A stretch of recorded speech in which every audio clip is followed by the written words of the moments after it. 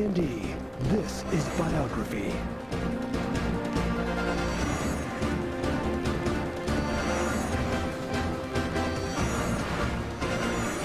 For September 7th, 2001, Biography with Harry Smith. They were the television shows that transcended the medium, comedies that spoke volumes about American life. Welcome again to TVography Week, our look at the life stories of 5 television programs. Tonight, That Girl, which was on the air just 5 years, but whose influence is still felt throughout the TV industry today. Tomorrow marks 35 years since the first episode of That Girl was broadcast on ABC. Looking back now, the program seems relatively tame. It could have been subtitled Sex Less in the City, but at the time the concept was considered downright revolutionary. Network executives were terrified that a single girl living on her own was too radical. The viewers were obviously ready for a new kind of female lead. Soon after the first episode aired, star and creator Marlo Thomas began receiving mail from young girls who wanted to be her and young boys who wanted to marry her. It was a turning point in American television and American culture.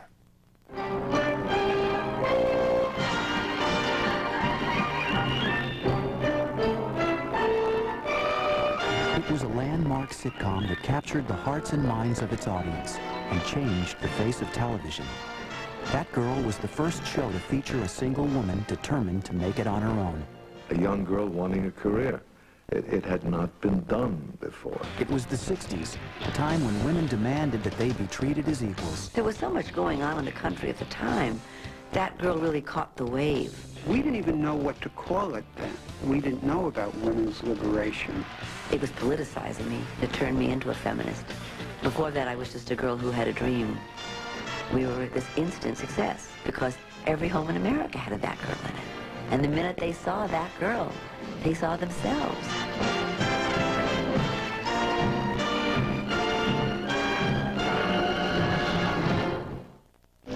When it premiered on ABC in September 1966, That Girl seemed like just another sitcom, a light comedy about a young actress trying to succeed in New York City. Hi.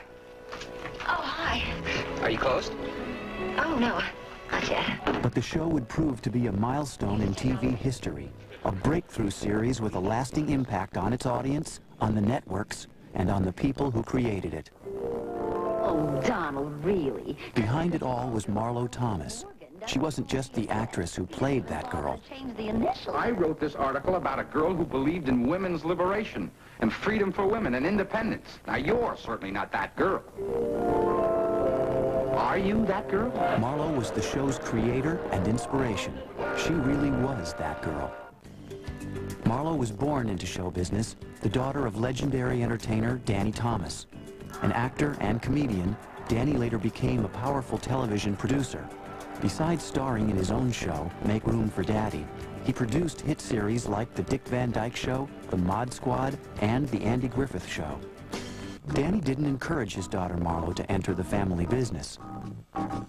But she was stage-struck, and as soon as she graduated from college, she headed to New York to break into the theater. I did a lot of plays, like Glass Menagerie and View from the Bridge and Our Town, and all the plays that young girls do in the theater, and then later comedies like Sunday in New York. And in television, I played a terrorist on 77 Sunset Strip.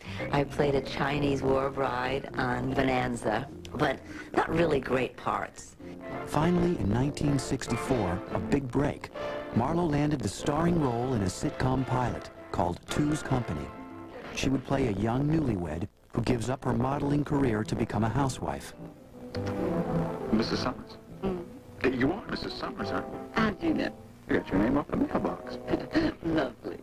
Unfortunately, like many pilots, this one wasn't picked up by the network. The show was shelved, but executives took notice.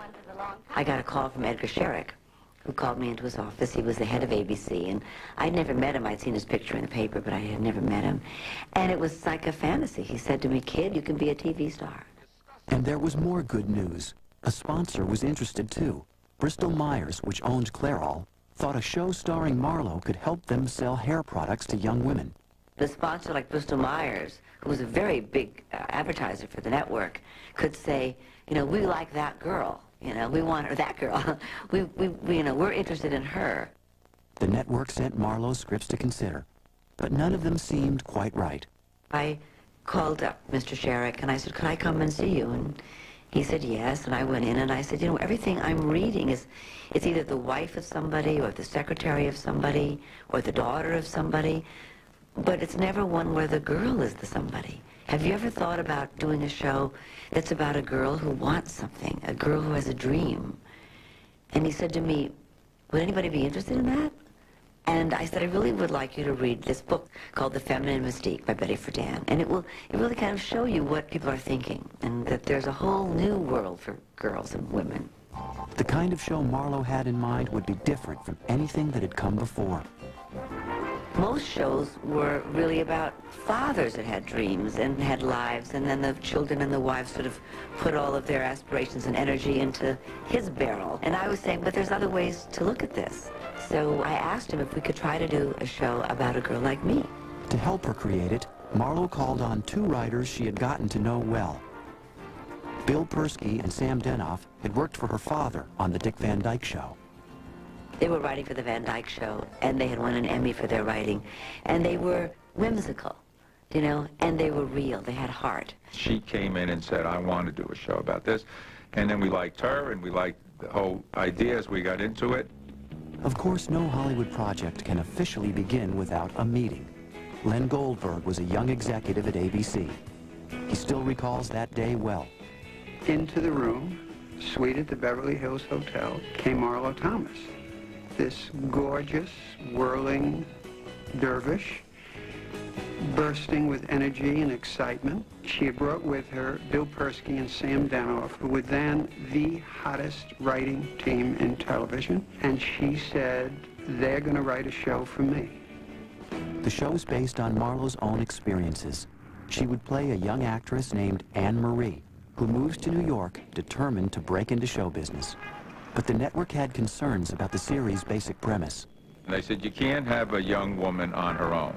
She has to have an attachment to her family. They have to be close. For those days, it was very daring. A single girl on television. Because of this, Anne's boyfriend would be a pivotal character. One of the actors who auditioned was Ted Bessel. He had been featured on a short-lived series called It's a Man's World, which explored the inner lives of its young male characters. Now he hoped to co-star on another innovative show. We just had this chemistry. We had a similar comedy style, and we were a great counterpart for each other. We really looked like we belonged together. He just was right in the middle, you know, kind of safe and sweet and funny, and just an adorable guy. Like most pilots, this one was a little different from the series that finally aired. For instance, in the pilot, Donald was not only Anne's boyfriend, he was her agent. You better remember it, Mr. Kelly. She's the hottest new actress in town. And his last name wasn't Hollinger. It was Blue Sky. Donald Blue Sky. He was both her boyfriend and her agent. What a dumb idea. But what you do, you come up with a lot of them in those days. And any day. Right? This morning I had a bad idea. Veteran actor Harold Gould was cast as Anne's father, Lou Marie. The role of her mother, Helen, went to Penny Santone. The pilot revolved around Anne's decision to change her name to something more theatrical, despite her father's strenuous objections. The pilot of that girl was special, first of all, because Marlo really came up to it and played the hell out of it. And, you know, she emerged. Until then, we weren't sure how she would do. So she was terrific. Teddy was terrific. Donald, did I get it or didn't I? You want some of my malted? It's good for you. Make you a big star. I got it! I got that part! Oh! Is that a big part or still it's a part? Oh, Don, I got it! I got it! I knew I'd get it! Oh, gee, I thought you'd be excited. What do they say? Change your name. Change my name? We discussed that. No, Ann, we discussed discussing it, but we never discussed Well, it. I don't want to discuss it. All right, now, come here. Now, just sit down and listen to me. We learned when we did the Van Dyke Show that you don't just put people in a scene to have a problem and talk about it. You give them a life, and then the problem plays off against it. So when her father came to confront her about changing her name, which was the subject of the pilot, we wanted to have that scene have more than just a father blustering in. So Marlo was at the far end of the room when her father came in. Come in, but watch it. I'm watching it. Daddy! Good, you remember. Daddy, this is my friend, Charlotte. And the floor was covered with sweaters and towels. Marie? So when he came in, he had to stop, and it took the energy out of him. And she was concerned about dealing with him and worried about her sweaters at the same time. So it just added dimension, and the way that she handled those things, that, you know, that's what you look for in a star. Unreasonable. Let me fix you a cup of coffee. Learn from your mother. Food bribery does not work. Oh, Pop. A plain cup of coffee is hardly bribery. I'm going home. The pilot was completed and delivered to the network. While they waited for the network to decide on the show's future, Marlo headed to London. She'd been cast in Neil Simon's play, Barefoot in the Park. I went to London totally on my own and did this play, and it was a great success, and my reviews were good, and none of my reviews talked about my father or anything to do with my life other than the fact that I was this young American actress. That was very exciting for me, and it was exciting for my father, too, and my whole family, to see me just break out on my own. And the pilot sold while I was there. So it gave me a great kick in the pants, you know, to come back to America, having made it in London with those tough London critics, and to start my new show. Now, for the creative team of That Girl, the real work lay ahead.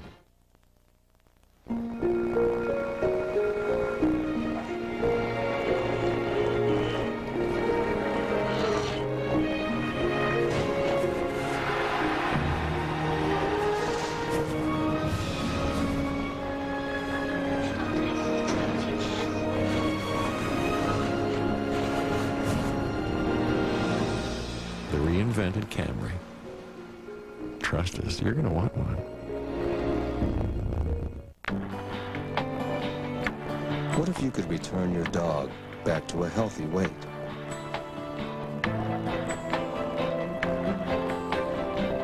Feed her Ives weight control formula in the blue bag.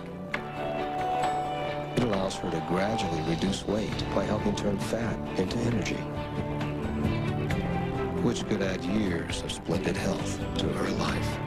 Ives, good for today, good for tomorrow, good for life.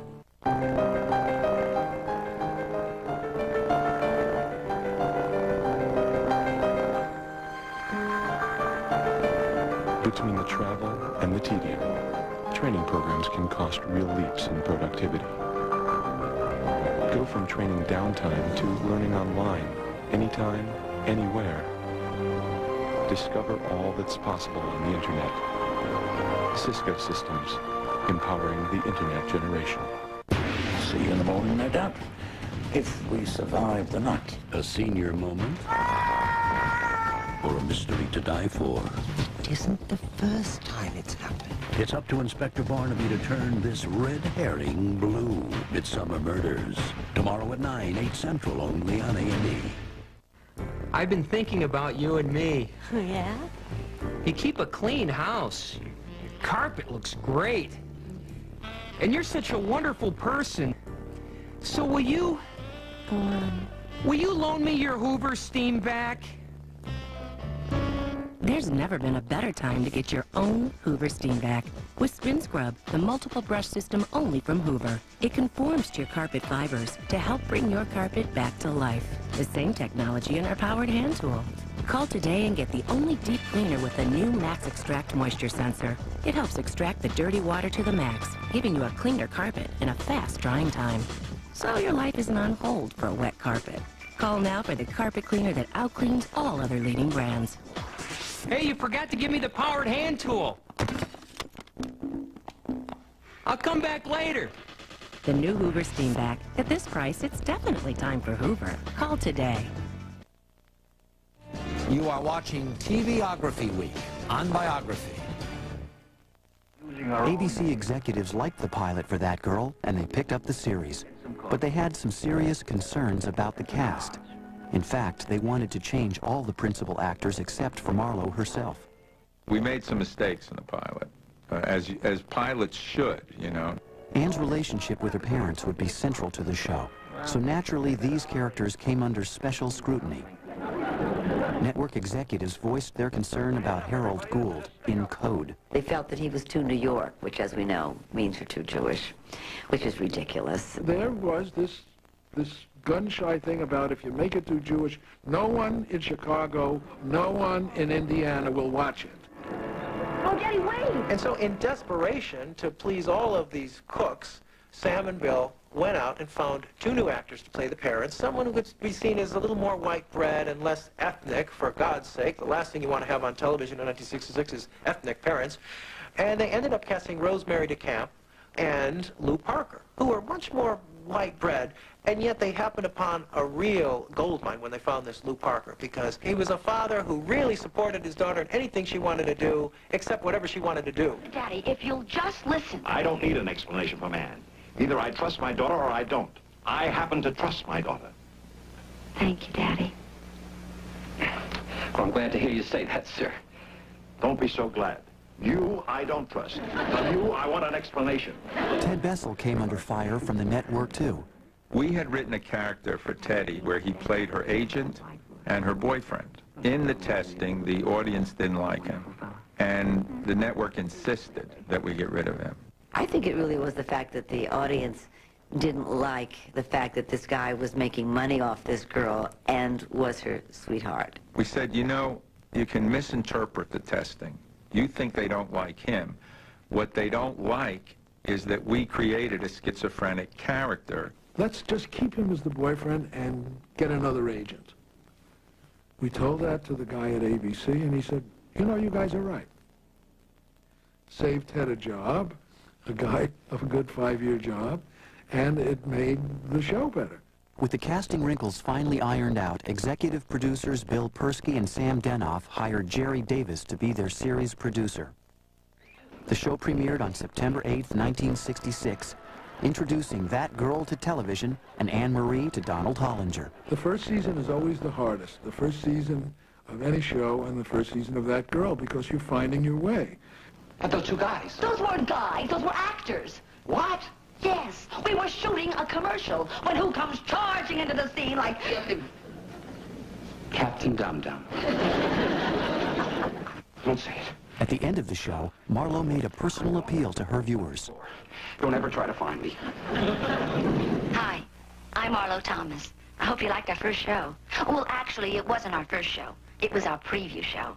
Our real first show will be on next week when the season officially begins.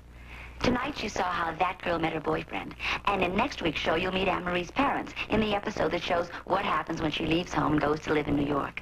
And wherever you live, I hope you watch that girl. In color. Or black and white. I just want you to watch.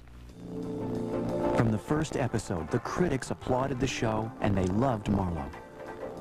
That girl was different from most of the other sitcoms on TV. Fantasies like Gilligan's Island and I Dream of Jeannie, or the comic book hit Batman. We went on the air, and we were this instant success. And I truly believe that it's because everybody else thought that that girl was this revolutionary figure, when in fact she was a fait accompli. Every home in America had a that girl in it. And the minute they saw that girl, they saw themselves. You know, you really forgot to take me out to dinner. Viewers also responded to the relationship between Anne and Donald. They had tremendous chemistry, and it was always joyful. There was always a bubble there. And they were, the characters as well as the 2 people were always supportive. Besides the show's central characters, there would be a parade of friends and neighbors over the years. Time is going to be murdered driving to Connecticut in this weather. One of the regulars was Jerry Bauman, a character played by Bernie Coppell. We have to eat in Connecticut. Bernie had made his mark in television playing characters with an accent. Pablo sounded a little like Jose Jimenez, and then I used that on the Steve Allen show, on the Danny Kaye show, on My Favorite Martian. Flying Nun. All of a sudden, I was being typecast as a Latino because of the accent. He did some kind of pilot routine, I think it was, and some kind of Spanish man, and every one of them was just hysterical. And I was cast on the spot on Marlowe's show, and that was 5 years of playing myself.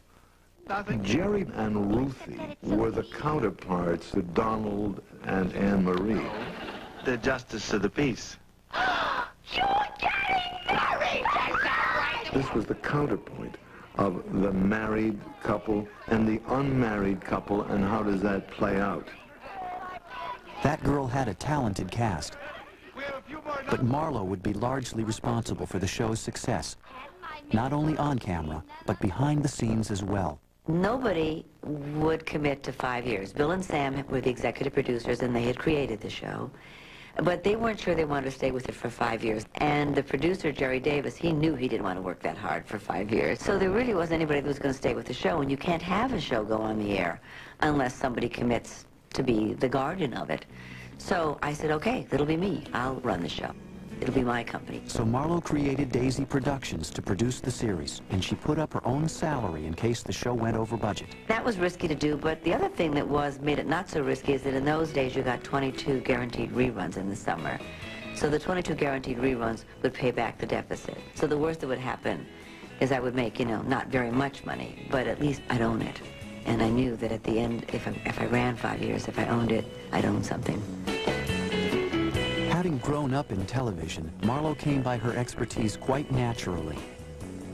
Marlowe did know the business. She knew the business of filming sitcoms. She knew what cameras did. She knew what lenses were. She knew what editing was. She knew everything there was to know. It was a single camera show, so you got to move it like a bat out of hell.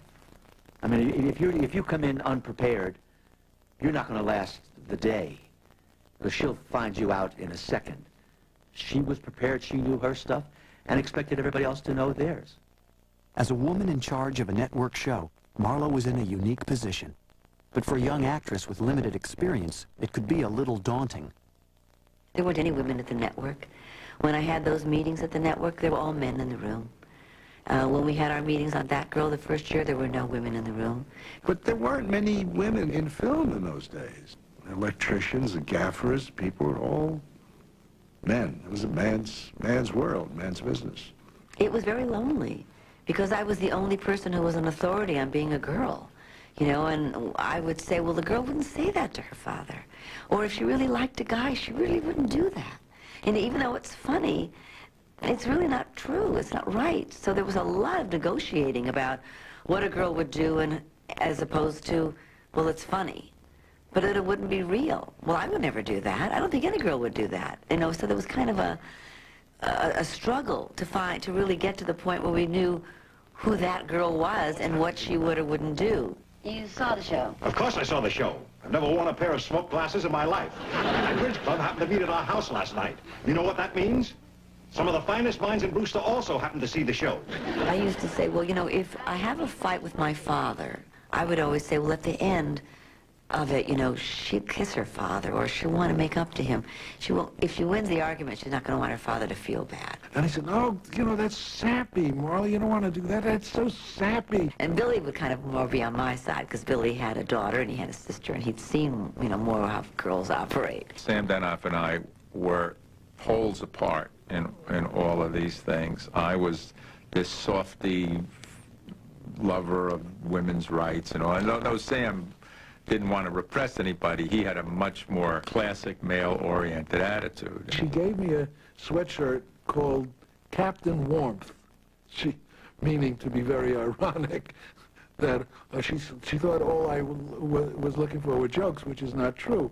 But, those were one of the things. We differed creatively, but I think only good comes out of that. Sam made sure it didn't get schmaltzy. It might have gotten more schmaltzy if it had just been me and Billy, but Sam's insistent that we not do it. He would negotiate it down.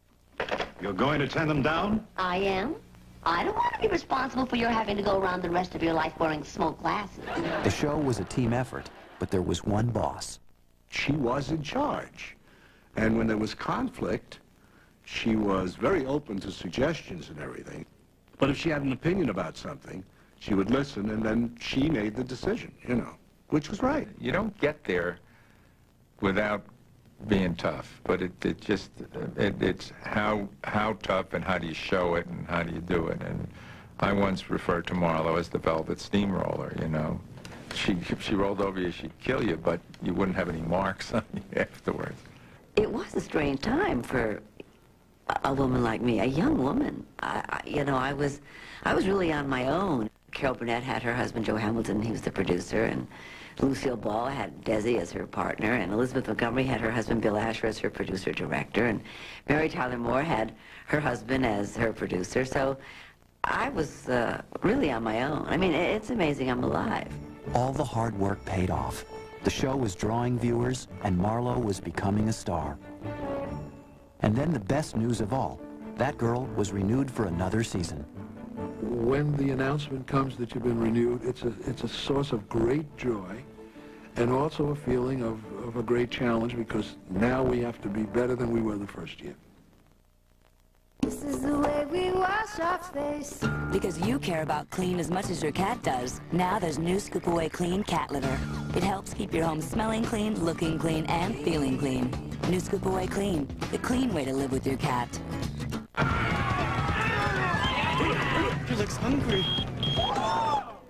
Can't wait to eat? Think your Uncle Ben's mini bowls, like cheesy mac and cheese and crazy cartwheels and meatballs. Mini bowls. Make hunger say uncle. At 25, I wanted to make vice president. At 35, I wanted to make my first million. At 45, I wanted to make enough to buy the company. Now all I want is to make it around this track 0.2 of a second faster.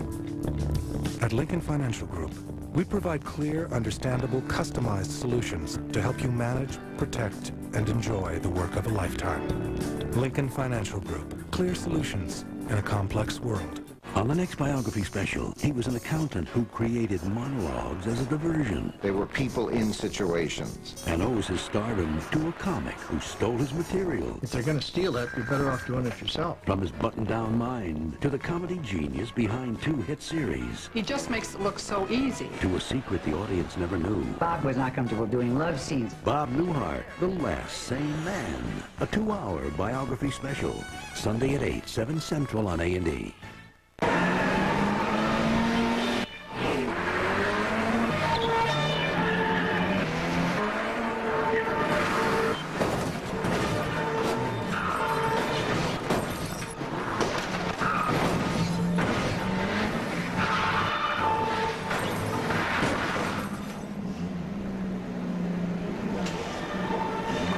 The Camry Solara.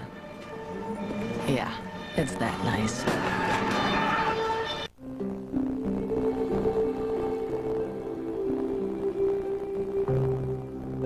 Maybe every once in a while, even feng shui could use a little help.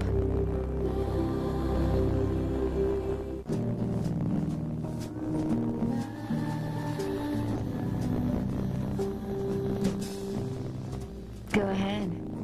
Invite the Joneses over for dinner.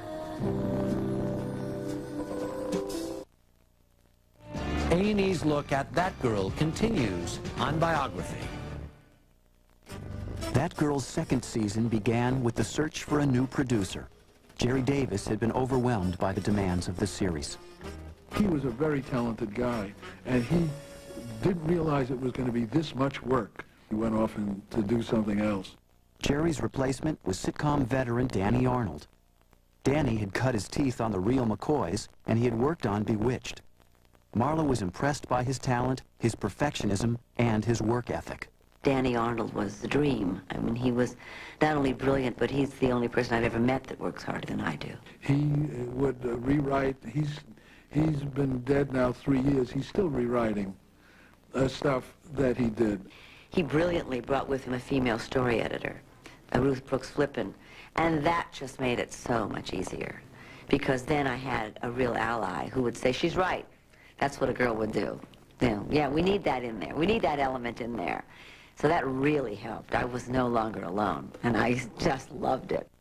Every member of the creative team was important to the success of That Girl. And I remember I would come in the day after the show had been on the air, and I'd walk by our sound engineer, and he'd say to me, great show last night. And I'd say, yeah, it was, Jimmy, thanks. He'd say, how about the footsteps in the hall? Great, huh? You know, that's what he heard. That's the show he was watching. His show was about the sound. And that was his pride. You know, when my costumer would come in and she'd say, oh, that red suit against the wood paneling, was that gorgeous? So for her, it was about how the colors went, how everything blended, and she was so proud of how she put that together. Everybody had their own show. that they were watching, that they were working on. And that made it fun. Set with a lot of laughs. I've been almost 50 years in the business. That was the best 5 years I ever had with working on that show. And everybody on the show felt the same way. They were glad to come to work. They worked hard and they played hard. Every birthday, every special occasion was celebrated with a party. Every Thursday night after we finished work, we had a party. And always there's about 8 guys were left, and we played poker or cards and have a ball. Making the show was fun, and the end result really connected with the audience. The show became a magnet for every young girl out there. So many young women who are successful today say, I really started to think this way when I watched That Girl. That girl also had that guy. They all had a crush on him. He got a tremendous amount of mail from girls who wanted to marry him because there was such a goodness in his face. And it was true. He was a good soul. Well, why do you have to be in such a hurry to find out what's bothering me? I mean, you're always taking all the fun out of misery. You always take the garbanzo beans out of the salad. I never complain. He was the boy next door. He wasn't a gorgeous, handsome guy. He wasn't a strapping, athletic-looking guy. He was a guy. And he was cute, and he was pleasant. Flowers for Miss Marie? Oh. Oh, there's no card. Well, if you'll hold the flowers, I'll write one. He loved her so much that, you know, he put up with her, he advised her, he found her delightful. Part of the show's appeal went beyond character and plot lines. That girl had a sense of style that was completely contemporary. Well, the look really came about because I just got back from London. Mary Quant, Twiggy, all of it was happening, you know. The short dresses, the fishnet stockings, the glasses. So I really wanted to do that look. It had nothing to do with comedy, but it did have to do with the whole look of the show. The whole thing, you know, it gave the show a whole, you know, new, fresh look. The clothing budget, Belgium is the national budget of Belgium every year now, is what it costs us for wardrobe. Someone said, the clothes are really like up to the minute. I said, if Marlowe found out in the middle of a scene that the hemline had changed in Paris, we'd shoot the scene over again with the new hemline. But Anne's high-priced wardrobe did raise a few eyebrows. How could a girl who only works rarely afford all of these amazing clothes? So, you know, you have to come up with an answer that, hey, this isn't a documentary, it's a fantasy. It may have been unrealistic, but the audience loved it. The mail started coming in, and it was apparent that the girls loved them. Where do I buy that dress, and where do I get that, and I want the shoes, and I want the thing. So they knew it was right then. It was so important to the show. She had an instinct to know, because the young women of that day, and the young women of today even, are saying, wow, the way she looked, and that hair, and that thing, and that blah, blah, blah, blah. She knew. Anne's hair and makeup became the series' trademarks. Makeup artist Tom Case paid special attention to her eyelashes. I think I used the first one set, then went to 2 sets, you know. But it was a style then. That hairdo to this day, I mean, you see that hairdo, and you know that that's that girl. Oh, yeah, the That Girl flip became a real hairdo. It wasn't Marlowe. It was That Girl. Yeah, it was the That Girl flip. But That Girl was much more than a look. It was a show with a feminist point of view. First, do you want to marry my daughter? Well, sir, Now, Daddy, just a minute.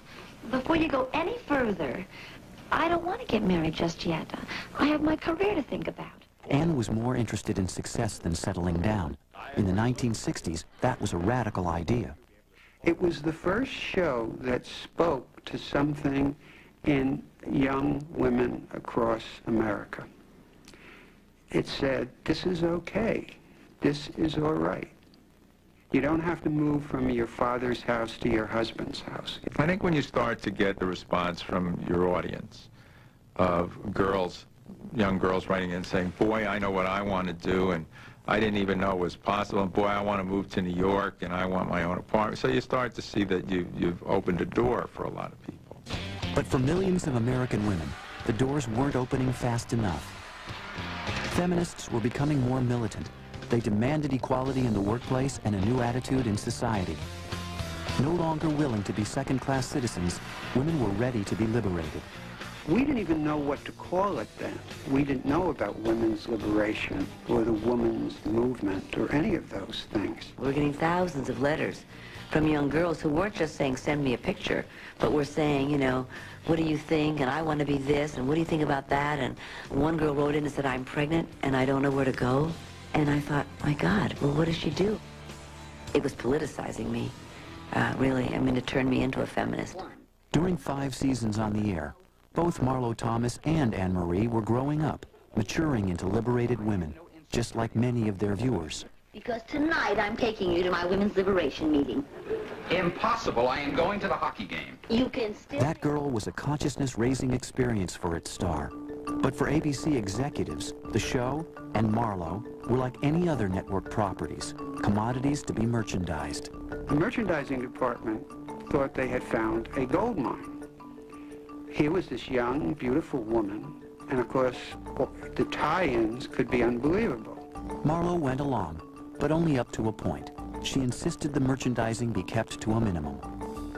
I always took the work pretty seriously, and I always felt, as an actress, that I shouldn't have a shampoo with my face on it, called that, and I shouldn't have, you know, my picture hanging from the armhole of a dress. So when I picked the merchandising guy up off the floor, he said, well, let's try some other things, dolls. And the only doll she finally approved was made by the foremost doll maker in the world, where the doll in those days would retail for $125. I really wasn't thinking about the audience. I was really thinking about what I wanted to do with my life and what my work was going to be about. I mean, I had pressure from my partners because we would all benefit financially from it. But I thought, you know, how much is it going to cost me to buy this back? What's it going to cost me to buy back my name and my image? Because I will have so exploited it. I really didn't personally want to do that. Vote at Biography.com for Viewers' Choice Saturdays. It's staying focused on the ultimate goal. It's never wavering from a rigorous, time-tested investment strategy. It's knowing a highly disciplined approach can result in a winning performance. The American Century Value Funds. It's what we call American dedication. American Century Investments. Contact us or your investment professional. I believe no one who asks for help should be turned away. I believe it's good to question. None of us are qualified to judge the lives of others. I believe a church isn't a building. When you truly embrace diversity, you embrace God. I can't believe there's a church that believes these things. We may not all believe exactly the same thing, but the people of the United Methodist Church believe in God and each other. If you're searching for something to believe in, our hearts, our minds, and our doors are always open. You have new mail. You have new mail. Please receive your new mail. Please receive your new mail. You have new mail. You have new mail. Please receive your new mail. Connect with yourself.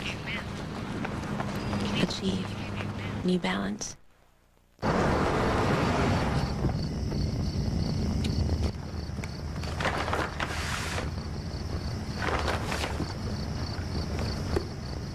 With the peace of mind you'll get from the Lexus of warranties.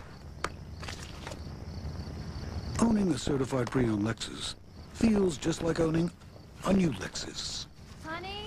Yeah? Did you get the mail? Don't be surprised if you treat it like one. Certified pre-owned vehicles only at your Lexus dealer. What if you could return your cat back to a healthy weight?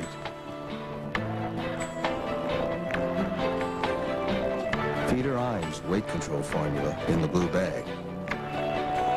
It helps gradually reduce her weight by managing the blood sugar level, which could add years of splendid health to her life. Ives, good for today, good for tomorrow, good for life. Tomorrow, one click will pick the country singer of your choice. On Biography, even when their careers were hitting a high note, their lives were nothing to sing about. I think he had a death wish. So choose a country singer and see the life behind the lyrics. Viewer's Choice on Biography, tomorrow on A&E. Pretty high-tech stuff, huh? These dishes send TV programs through your cable. And the latest thing, digital cable. You think you can only get lots of new channels from one of those little satellite dishes on your roof? You get all kinds of new channels right through the cable you already have. People think they need a satellite dish. They've already got lots of them.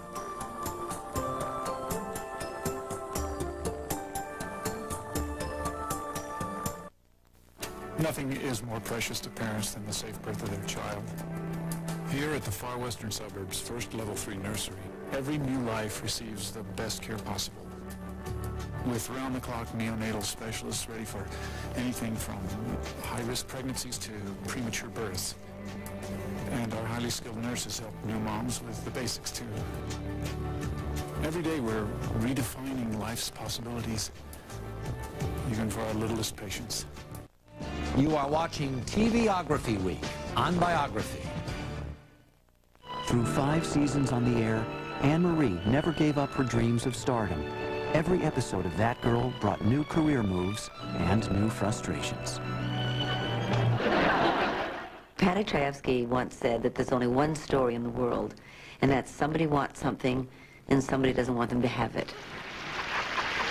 I never had a good job in the 5 years that That Girl was on. I mean, I was a singing mop, I was a dancing chicken, I was all these terrible jobs, but it was really the trials and tribulations of any young person trying to make it in any field.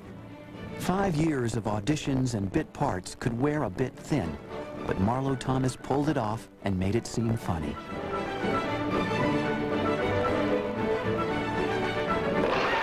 Ready for the mop. Whatever concept you might come up with, or a way to do a joke or a staging, she would never say, I can't do that. And she loved the challenge. She could do comedy as well as anybody. I mean, she, you know, if you handed her a script, a monologue, and said, get out and do it, stand-up, she could do it. I think the kind of comedy timing that I have comes from my father. My sister and brother have it, too. The whole family actually has it. Anne? Oh, hi! Marlo brought some of her talented family onto the set. In one episode, she cast her younger sister, Terry. Rose. Anne-Marie. Rose Castanetti. Hi. My sister was studying to be a singer, was singing in different clubs and things, and so I wanted to have a story written for her to kind of give her a little showcase. So the guys came up with this idea that she'd be a singing nun. I know in these situations people get very uncomfortable when they know I'm a nun. Even Marlo's brother, Tony, got in on the act. a nun. In the story, she had a brother. So my brother said, well, why can't I play the brother? And I said, oh, God. I mean, I said, well, you have to audition for the guys because I can't bring everybody into this. And he did, and then he got all excited because he read for it and he got the part. I don't think you realize you have a very talented sister. Oh, I realize it, Miss Marie. For a sister, she's loaded with talent. One more Thomas was cast in the episode in a memorable walk-on. Oh, excuse me, Father. Oh, that's all right, my child. That Girl's revolving ensemble included a number of young performers who became familiar faces on television. Figure we're going on a blind date. You'd probably be very unattractive, dull, uninteresting. Like Ruth Buzzy, who would soon be a regular on Laugh-In. Yeah, I think I can handle it. I bet you can handle anything. In one scene, Ruth greets Anne's blind date, played by comic Rich Little. And he looks at Ruth, and he looks at the photograph of me and says, She must have gone right through the windshield. well, this was making fun of what Ruth looked like. And I was offended by it. And I said, you can't do that. I don't want to make fun of what a girl looks like on my show. It's just not right, and I don't want to do it, and I don't think girls in America would like it, and I just went on and on and on. Well, Ruth Buzzy came then, and she said to me, hey, this is my bread and butter. Don't mess around with that. That's a great joke. Hi. And she wanted to do it. I couldn't believe it. So I said, well, I guess okay. But to this day, it makes me uncomfortable. For a series that revolved around dating and relationships, That Girl still had to skirt around the issue of sex. Do you feel something, uncontrollable inside of you? For instance?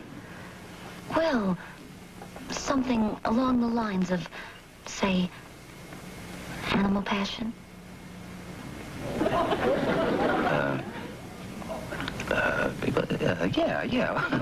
Yeah, you could say animal passion.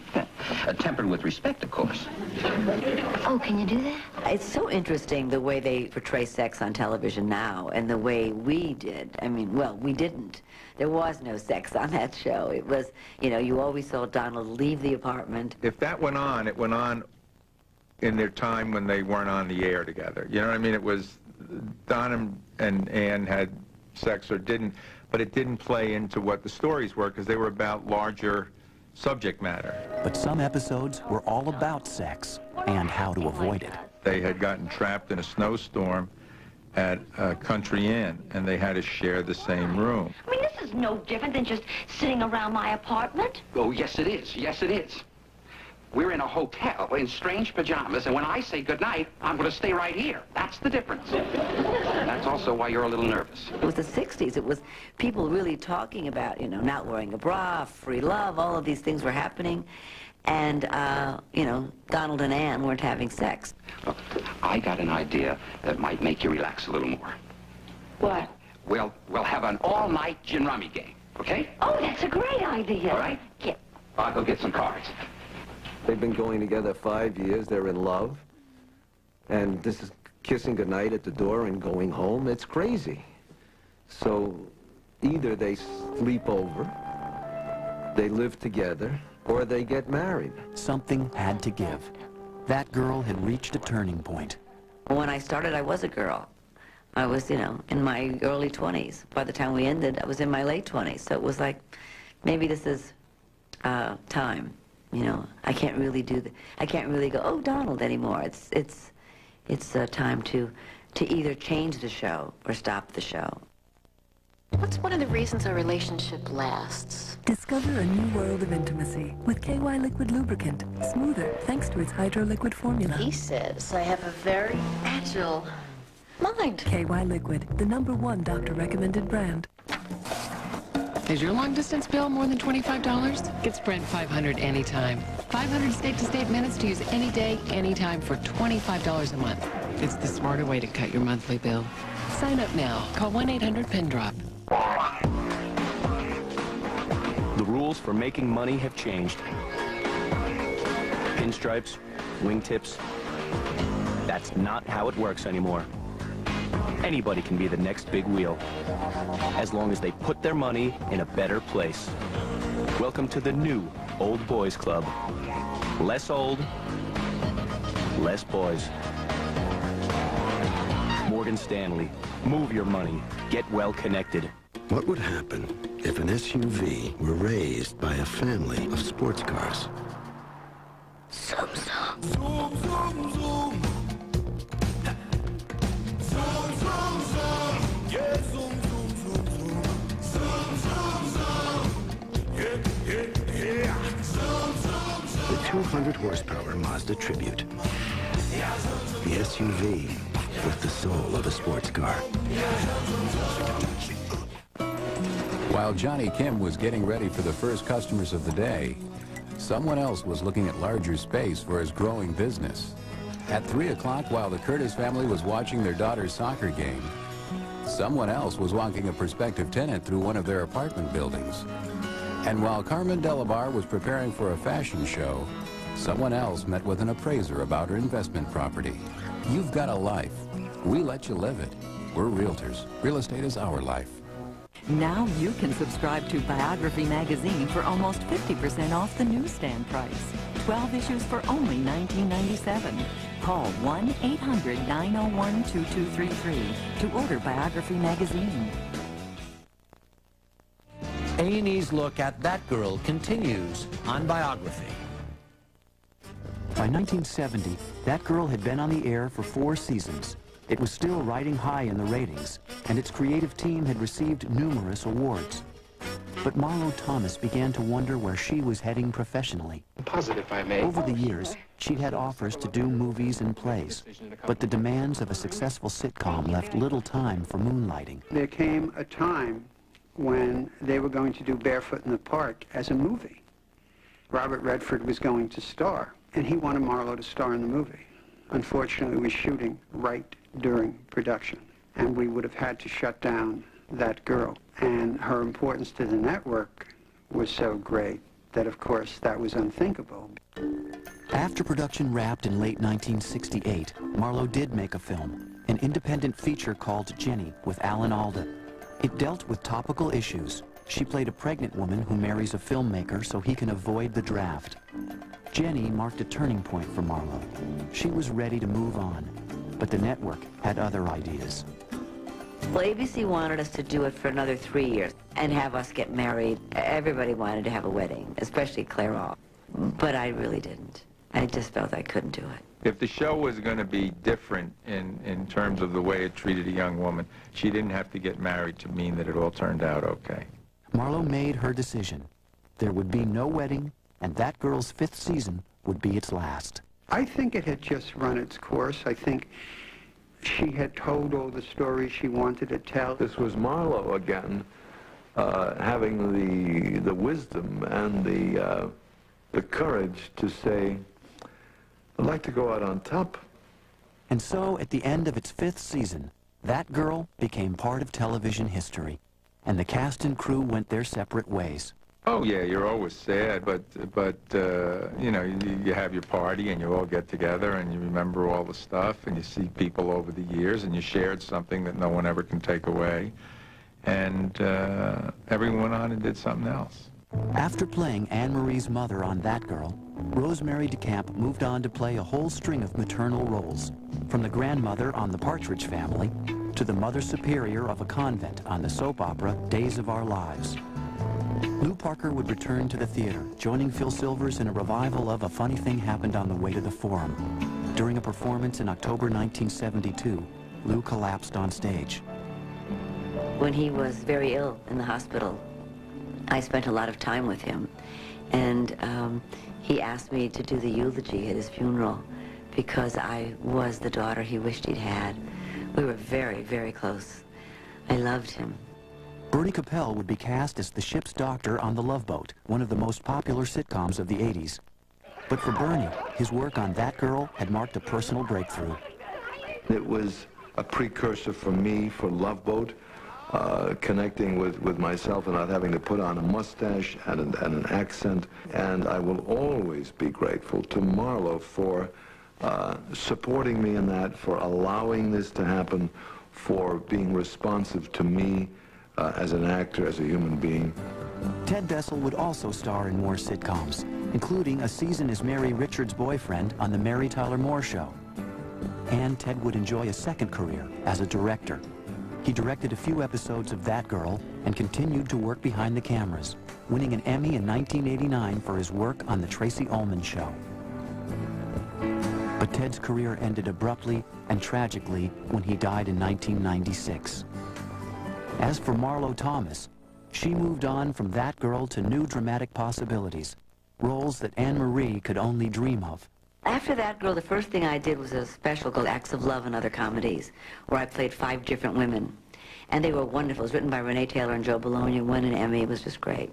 Then in 1972, Marlo created something entirely new. I'm a girl and you're a boy. I think you're wrong. A television special called Free to Be You and Me, which used animation and puppets, songs, and comedy to fight gender stereotypes. And a lot of parents can do. Free to Be You and Me won an Emmy and a Peabody Award.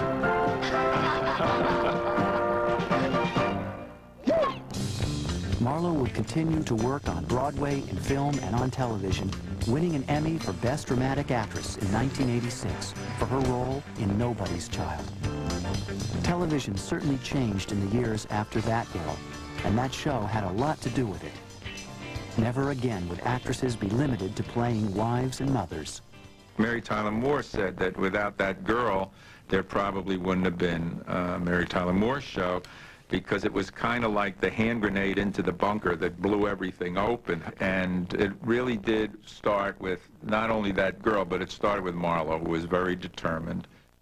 There are very few things we can't do as well as any man. For Marlowe, that girl was part of a natural evolution, presenting television and women with new possibilities.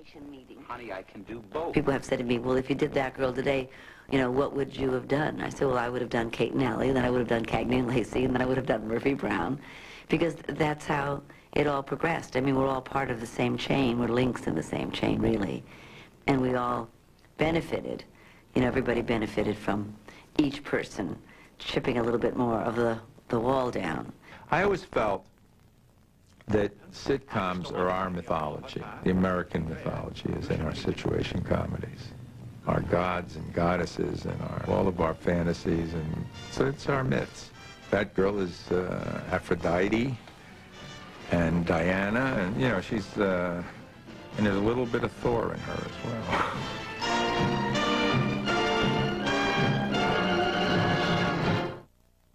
The latest link in that chain is Ally McBeal, where the women say and do things that were inconceivable 30 years ago. This past season, the producers of Ally McBeal invited Marlo Thomas to guest star on 2 episodes. It was a tribute to her groundbreaking work on That Girl.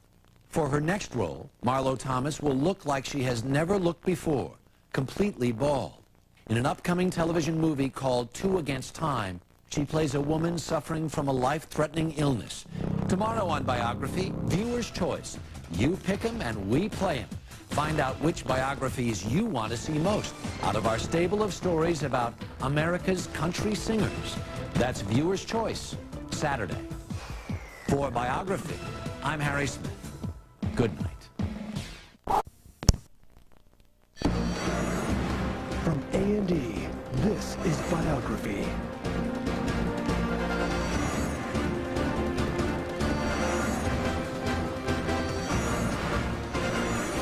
For September 7th, 2001, Biography with Harry Smith. They were the television shows that transcended the medium, comedies that spoke volumes about American life. Welcome again to TVography Week, our look at the life stories of 5 television programs. Tonight, That Girl, which was on the air just 5 years, but whose influence is still felt throughout the TV industry today. Tomorrow marks 35 years since the first episode of That Girl was broadcast on ABC. Looking back now, the program seems relatively tame. It could have been subtitled Sex Less in the City, but at the time the concept was considered downright revolutionary. Network executives were terrified that a single girl living on her own was too radical. But viewers were obviously ready for a new kind of female lead. Soon after the first episode aired, star and creator Marlo Thomas began receiving mail from young girls who wanted to be her, and young boys who wanted to marry her. It was a turning point in American television and American culture.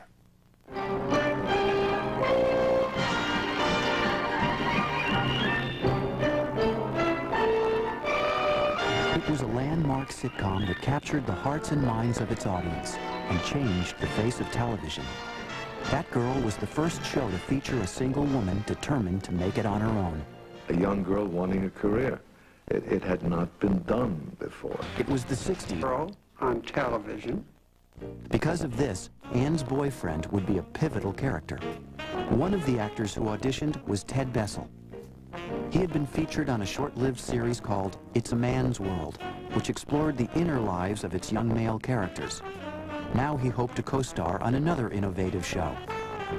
We just had this chemistry. We had a similar comedy style, and we were a great counterpart for each other. We really looked like we belonged together. He just was right in the middle, you know, kind of safe and sweet and funny, and just an adorable guy. Like most pilots, this one was a little different from the series that finally aired. For instance, in the pilot, Donald was not only Ann's boyfriend, he was her agent.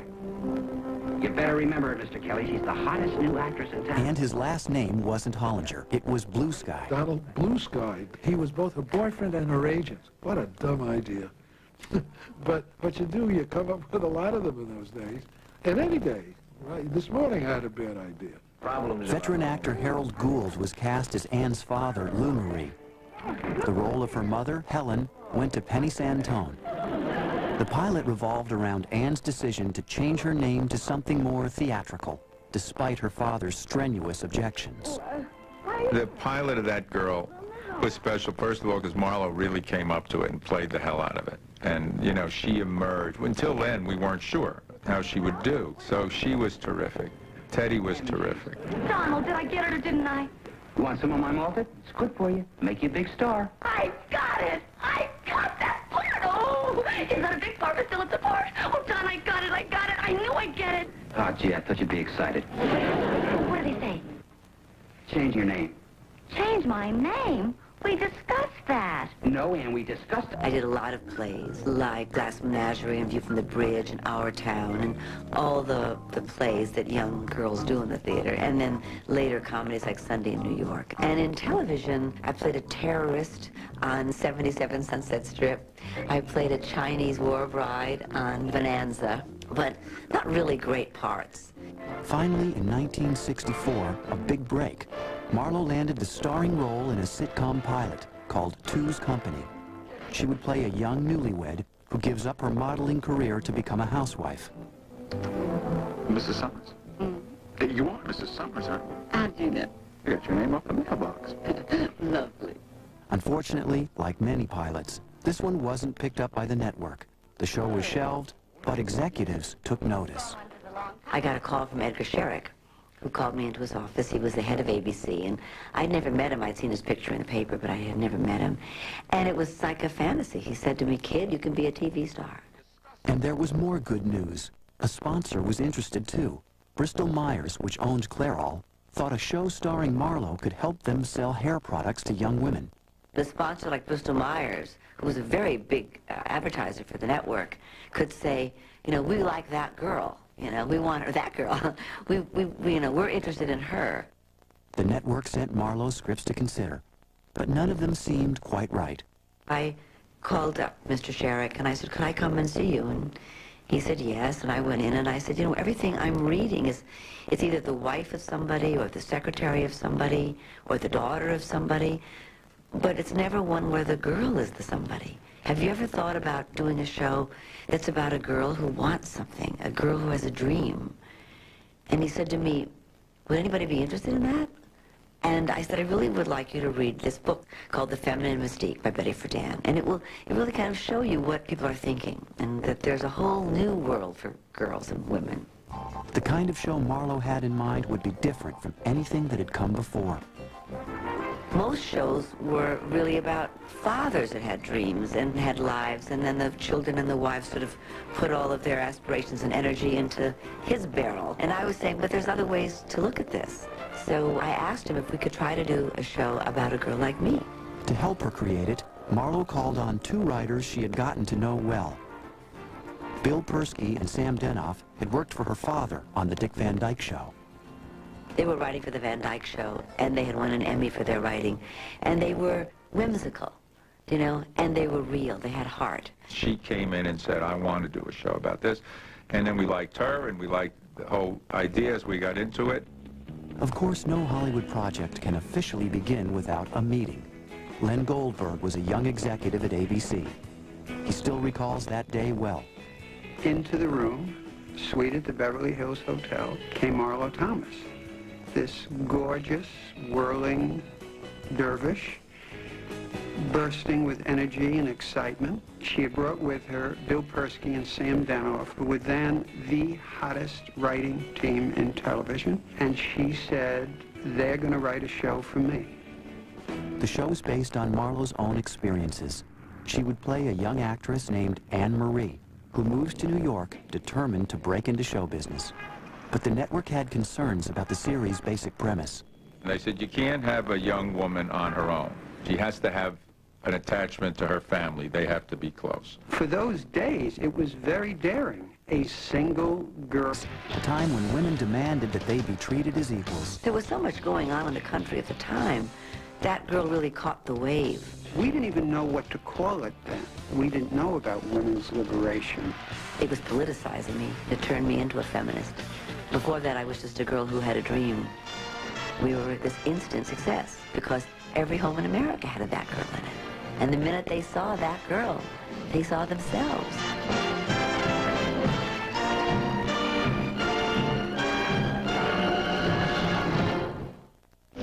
When it premiered on ABC in September 1966, That Girl seemed like just another sitcom, a light comedy about a young actress trying to succeed in New York City. Hi. Oh, hi. Are you closed?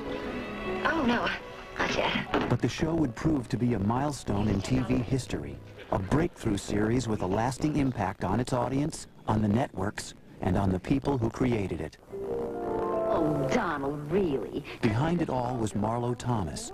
She wasn't just the actress who played that girl. Change the initials. I wrote this article about a girl who believed in women's liberation and freedom for women and independence. Now, you're certainly not that girl. Are you that girl? Marlo was the show's creator and inspiration. She really was that girl. Marlo was born into show business, the daughter of legendary entertainer Danny Thomas. An actor and comedian, Danny later became a powerful television producer. Besides starring in his own show, Make Room for Daddy, he produced hit series like The Dick Van Dyke Show, The Mod Squad, and The Andy Griffith Show. Danny didn't encourage his daughter Marlo to enter the family business. But she was stage-struck, and as soon as she graduated from college, she headed to New York to break into the theater.